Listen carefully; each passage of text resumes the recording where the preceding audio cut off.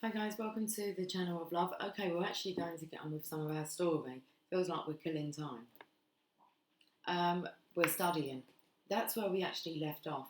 I'm still waiting for this reading to upload, and I've taken a break from the ironing, and we will carry on with our study. Okay, so I'll take it from page 118. I know that we ended kind of at the bottom of this page, but we'll start from the beginning. Wow. Wow. Wash machines on in the background. Listen, this chapter was 50 pages long. We need to get through it. Wow. Reading is really that important. 30 minutes a day will make a delightful difference in your life because you will quickly start to see the vast reserves of knowledge available for your use. Every answer to every problem you have ever faced is in print. If you want to be a better lawyer, father, friend, or lover, there are books out there that will rocket you to those goals. All the mistakes you will ever make in your life have already been made by those that have walked before you. Do you really think that the challenges you are facing are unique to you? I never thought about it, Julian, but I see what you are saying, and I know you are right. All the problems anyone has ever faced and will ever face over the course of their lifetime has already been made, Julian asserted. More importantly, the answers and solutions are all recorded on the pages of books. Read the right books, learn how those who have preceded you have handled the challenges you are currently facing. Apply their strategies for success, and you will be astonished by the improvements you will note in your life. What exactly are the right books? I asked quickly, realizing that Julian's point was an excellent one. I'll leave that to your judgment, my friend. Personally, since I have returned from the East, I spend the better part of my days reading biographies of the men and women I have come to admire and a great deal of wisdom literature. Any titles you could recommend to an eager young beaver? I said, flashing a broad grin. Sure, you will thrive on the biography of the great American Benjamin Franklin. I think you will also find much growth impetus from Mahatma Gandhi's autobiography entitled The Story of My Experiments with Truth. I also suggest that you read Siddhartha in Hermann Hesse, The Highly Practical Philosophy of Marcus Aurelius, and some of the work of Seneca. Jeez, I've not heard of these. Well, some I have. You might even read Think and Grow Rich by Napoleon Hill. I know that one. I read it last week and thought it was very profound. Think and Grow Rich, I exclaimed, but I thought you left all of that behind you after your heart attack. I'm really sick and tired of all the money-making fast manuals that are being peddled out there by snake oil salesmen preying on the weak. Easy, big fella, I couldn't agree with you more, offered Julian with all the warmth and patience of a wise, loving grandfather. I too want to restore the character ethic to our society. That little book is not about making a lot of money, it is about making a lot of life. I will be the first to tell you that there is a huge difference between well-being and being well off. I've lived it and know the pain of a money-driven life. Think and Grow Rich is about abundance, including spiritual abundance and how to attract all that is good into your life. You might do well to read it, but I will not press the point. Sorry, Julian, I didn't mean to sound like an aggressive litigator, I offered apologetically. I guess my temper gets the better of me sometimes. One more thing I need to improve. I really am grateful for all that you are sharing with me. No problem, water under the bridge. My point simply is read and keep reading. Do you want to know something else interesting? What? It's not what you would get out of the books that is so enriching. It is what the books will get out of you that will ultimately change your life. You see, John, books do not actually teach you anything new. Really? Really? Books simply help you to see what is already within yourself. That's what enlightenment is all about. After all my journeying and exploring, I found that I have actually come full circle back to the point from which I started as a young boy. But now I know myself and all that I am and can be. So, the ritual of abundant knowledge is all about reading and exploring the wealth of information out there. Partly, for now, read 30 minutes a day. The rest will come naturally, Julian said with a hint of mystery. Okay, what's the fifth ritual of radiant living? It is the ritual of personal reflection. The sages were firm believers in the power of inner contemplation. By taking the time to get to know yourself, you will connect to a dimension of your being that you never knew you had. Sounds pretty deep. It's actually a very practical concept. You see, we all have many sleeping talents inside of us. By taking the time to get to know them, we kindle them. However, silent contemplation will deliver even more than this. This practice will make you stronger, more at ease with yourself and wiser. It is very rewarding. It is a very rewarding use of your mind. I'm still a little fuzzy on the concept, Julian. Fair enough. It was also foreign to me when I first heard it. Boiled down to its basic form, personal reflection is nothing more than the habit of thinking. But don't we all think? Isn't that part of being human? Well, most of us do think. The problem is that most people think just enough to survive. What I am speaking about with this ritual is thinking enough to thrive. When you read Ben Franklin's biography, you will see what I mean. Every evening, after a full day of productive work, he would retire to a silent corner of his home and reflect on his day. He would consider all of his actions and whether they were positive and constructive or whether they were of the negative sort in need of repair. By clearly knowing what he was doing wrong in his days, he could make immediate steps to improve and advance along the path of self-mastery. The sages did the same. Every night they would retire to the sanctuary of their huts, covered by fragrant rose petals, and sit in deep contemplation. Yogi Raman would actually take a written inventory of his life. What kinds of things would he write down? I asked. First, he would list all of his activities, from the personal care activities of his morning, to his interactions with the other sages, to his forays in the forest in search of firewood and fresh food.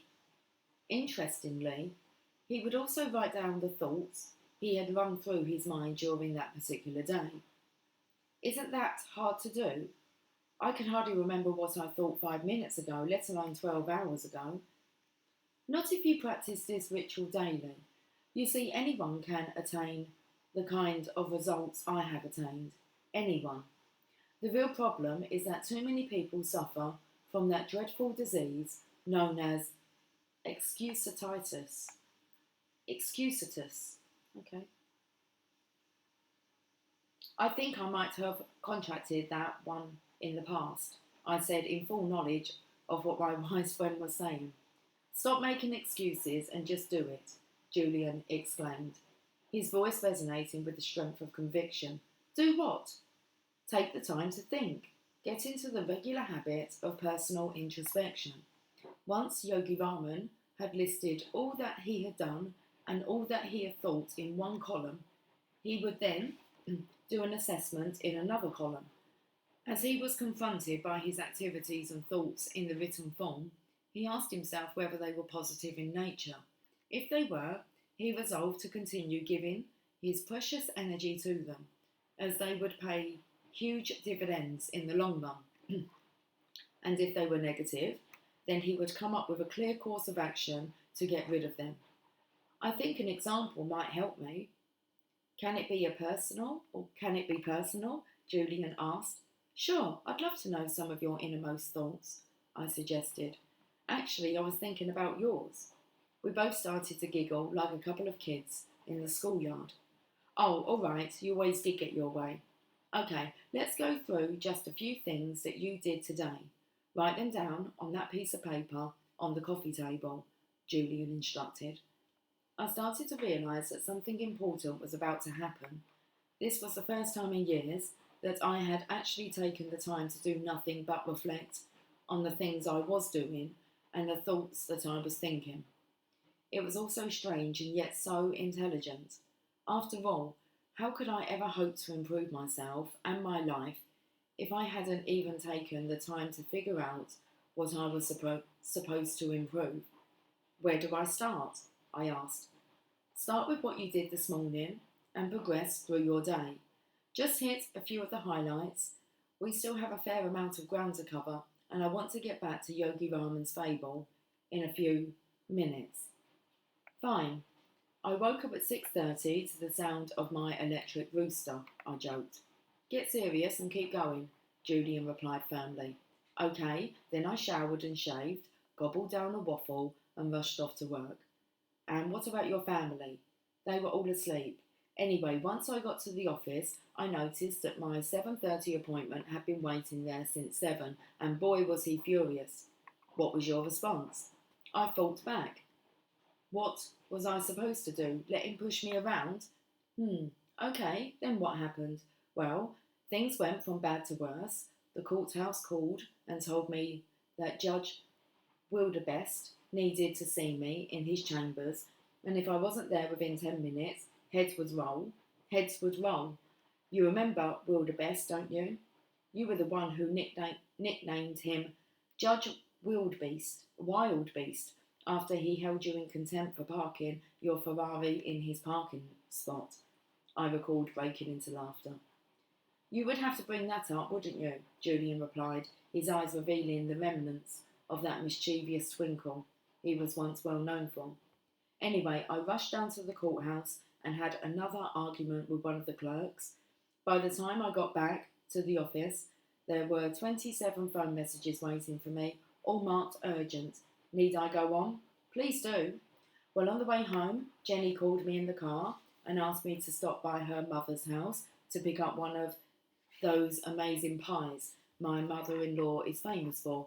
Problem was that when I took that exit, I found myself in the middle of a gridlock that was worse than anything I'd seen in ages. So there I was, in the middle of rush hour traffic, in 95-degree heat, shaking with stress and feeling that even more time was slipping away. How did you respond? I cursed the traffic, I said with complete honesty. I was actually shouting out loud inside my car. Do you want to know what I said? I don't think that would be the kind of thing that would nourish the garden of the mind, Julian responded with a soft smile. But it might make for good fertiliser. No thanks, maybe we should stop there. Just take a second and look at your day. Obviously, in retrospect, there are at least a few things that you would do differently if you had the chance. Obviously. Like what? Well, first, in a perfect world, I would get up earlier. I don't think I'm doing myself any favours by hitting the ground running. I'd like to have a little peace in the morning and ease myself into the day. The heart of the rose technique you told me about earlier sounds like it would be fun. Also, I really would like to have my family around the breakfast table, even if only for a bowl of cereal. It would give me a better sense of balance. I always seem to feel that I never spend enough time with Jenny and the kids. But it is a perfect world, and you have a perfect life.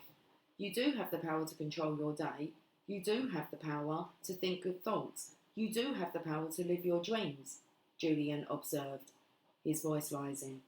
I am realising this. I really am starting to feel that I can change. Great. Continue reflecting on your day, he instructed. Well, I wish I hadn't yelled at my client. I wish I hadn't argued with the court clerk. And I wish I hadn't screamed at the traffic. The traffic doesn't care, does it? It just keeps on being traffic, I noted. I think you now see the power of the ritual of personal reflection.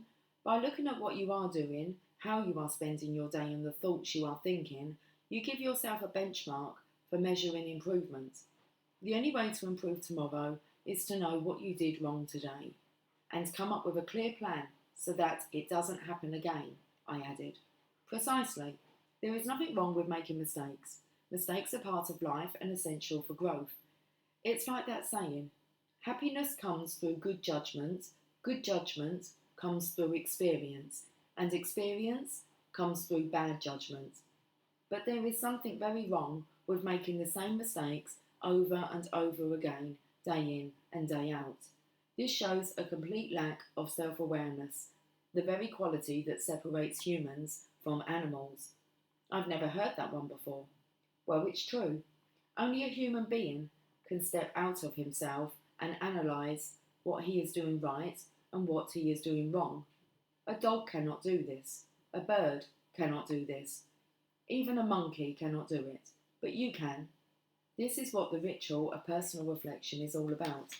Figure out what is right and what is wrong in your days and in your life. Then set about making immediate improvements. Lots to think about, Julian. Lots to think about, I offered reflectively. How about thinking about the sixth ritual for radiant living? The ritual of early awakening. Uh-oh, I think I know what's coming. One of the best pieces of advice I learned in that far-off oasis of Savannah was to rise with the sun and to start the day off well.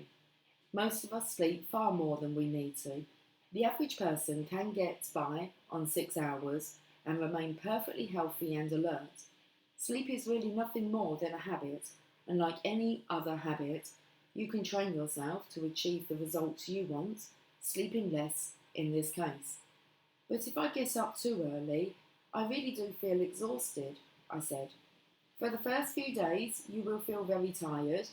I'll freely admit this. You might even feel this way for the first week of getting up nice and early.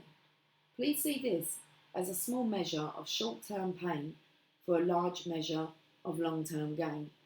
You will always feel a little discomfort when you are installing a new habit. It's sort of like breaking in a new pair of shoes. At first, it's a little hard to wear. Them, but soon they fit like a glove. As I told you earlier, pain is often the precursor to personal growth. Don't dread it, instead embrace it. Okay, I like the idea of training myself to get up earlier. First, let me ask you, what does early mean? Another fine question. There is no ideal time. Just like everything else I have shared with you so far, do what is right for you. Remember Yogi Raman's admonishment, nothing too extremes, everything in moderation. Getting up with the sun sounds extreme. Actually, it isn't. There are few things more natural than rising with the glory of the first rays of a new day.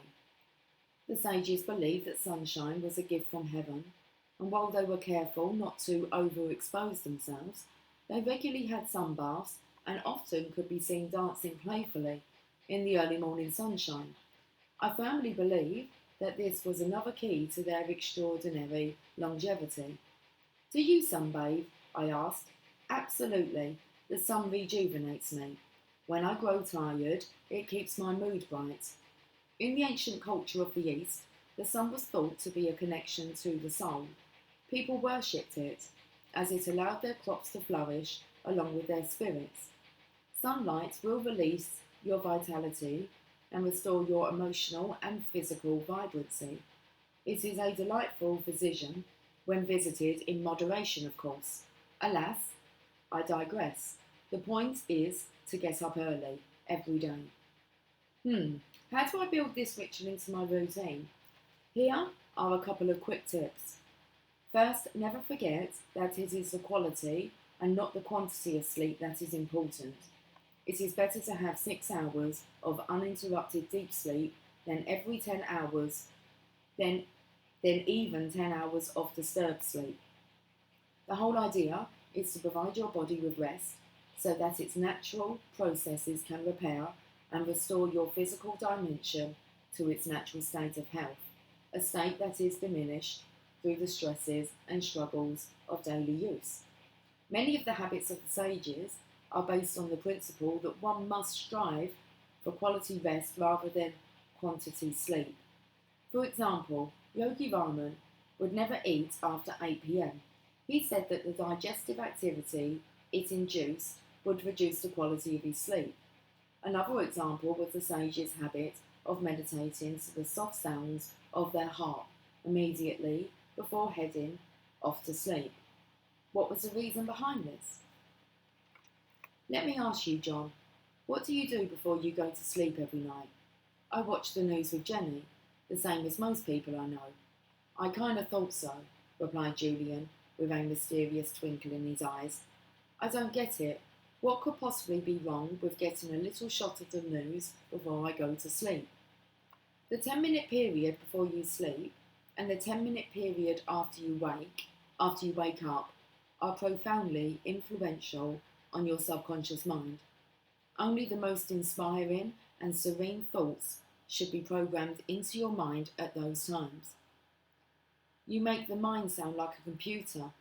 That's a pretty fair way to look at it. What you put in it is what you get out. What you put in is what you get out. Even more important is the fact that you alone are the programmer. By determining the thoughts that go in, you are also determining precisely what will come out. So before you go to sleep, don't watch the news or argue with anyone or even go over the day's events in your mind's eye. Relax, drink a cup of herbal tea if you like, listen to some soft classical music and prepare yourself to drift off into a rich, renewing slumber. It makes sense. The better the sleep, the less I will need. Exactly. And remember the ancient rule of 21. If you do anything for 21 days in a row, it will be installed as a habit. So stay with the early rising routine for about 3 weeks before you give up because it feels too uncomfortable. By then, it will be part of your life. Within short order, you will be able to rise at 5:30 am or even at 5 am with ease, ready to savour the splendour of another day. Okay, so let's say that I am getting up every day at 5:30. What do I do? Your questions show that you are thinking, my friend. I appreciate this. Once you are up, there are many things you can do. The fundamental principle to keep in mind is the importance of starting your day off well. As I suggested, the thoughts you think and the actions you take in the first 10 minutes after you wake up have a very marked effect on the rest of your day. Seriously? Absolutely. Think positive thoughts. Give a prayer of thanks for all you have. Work on your gratitude list. Listen to some great music. Watch the sun come up, or perhaps go for a quick walk in natural surroundings if you feel up to it. The sages would actually make themselves laugh, whether they felt like it or not, just to get the happiness juices flowing early in the morning. Julian, I am trying very hard to keep my cup empty, and I think you will agree that I've done pretty well for a novice. But that really sounds odd, even for a band of monks living high in the Himalayas. But it is not. Take a guess how many times the average 4-year-old laughs in a day. Who knows? I do. 300. Now guess how many times the average adult in our society laughs in the course of a day. 50? I tried. Try 15, Julian said, smiling in satisfaction. You see my point? Laughing is medicine for the soul. Even if you don't feel like it, look in the mirror and laugh for a couple of minutes. You can't help but feel fantastic. William James said, "We don't laugh because we are happy because we laugh." So start your day on a delightful footing, laugh, play, and give thanks for all you have. Every day will be an exquisitely rewarding one. We're going to leave it there. Beautiful. Okay, I will catch up with you guys soon. Until then, take care. Much love. Bye for now.